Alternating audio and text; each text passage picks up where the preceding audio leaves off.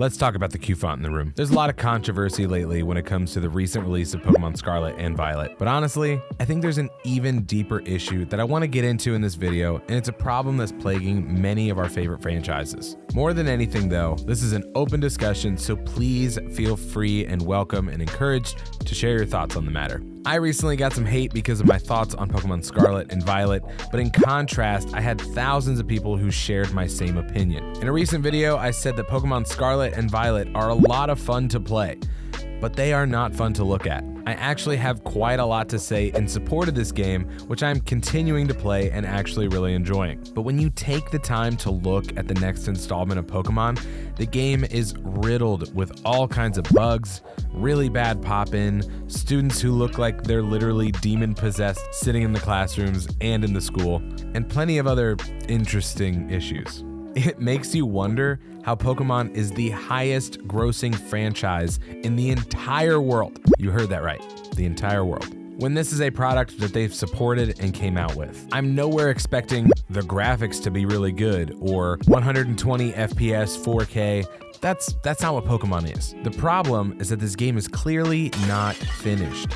And there are many issues with this game at launch. One of the main problems, unfortunately, is the fans. I've been a Pokemon fan for almost the entirety of my 28 years of life. Pokemon has been a staple of who I am as a gamer, and the games, the shows, the trading cards, all of it have helped shape my childhood. But the root issue revealed itself to me when I noticed the amount of people who are pouncing on anyone who's spoken any kind of criticism against the game or any Pokemon game for that matter. The issue that we're experiencing with Pokemon and many other franchises are the fact that we as consumers are continuing to buy them just because they're our favorite franchises, with no kind of expectation that they be better than the last. I am not saying that there's not a game every once in a while that you don't like as much as the others. I'm talking about the fact that we are so quick to defend games that have very clear problems. There's a reason why each Pokemon game outsells the one behind it. It's because we're prepared to give these people our money right away without questioning if the game is actually good or not, or has some very serious issues. Game franchises like Pokemon, Call of Duty, Madden, and other games that sell us the same thing every year are never going to take the time and effort that it takes to seriously release a game that's actually vastly improved on the last, especially if they know that people will buy them anyway. Shut up and take my money!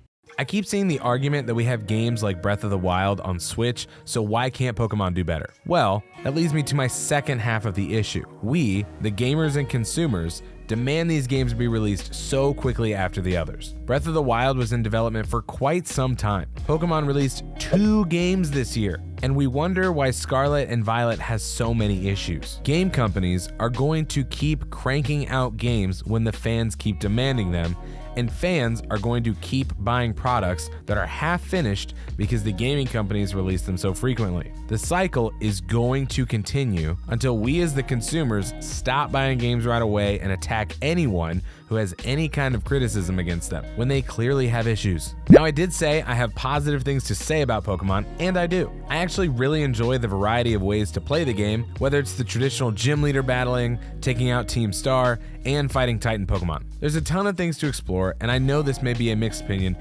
but I love a lot of the new Pokemon and their evolutions. Also, it's worth noting that I was totally right about Fuecoco from the start being the best starter Pokemon. I really think the Game Freak is onto something here with the formula of Pokemon being different enough in this game. Truly and honestly, I believe this game just needed more time in the oven to be a completed product. One of my favorite features too is that they added a lot more detail to the actual Pokemon themselves that I really love and add even more depth to our fan favorite Pokemon. There really is a lot to love about this game and even more to love about the franchise, but I hope to be able to see them do better. And if that takes more time to actually develop the game, I really hope they take it. And hopefully the fans support the time it takes to make a stellar game. Also, I firmly believe we don't give enough appreciation to game developers for all their hard work. If you're in the game development industry, shout out to you and keep up the good work.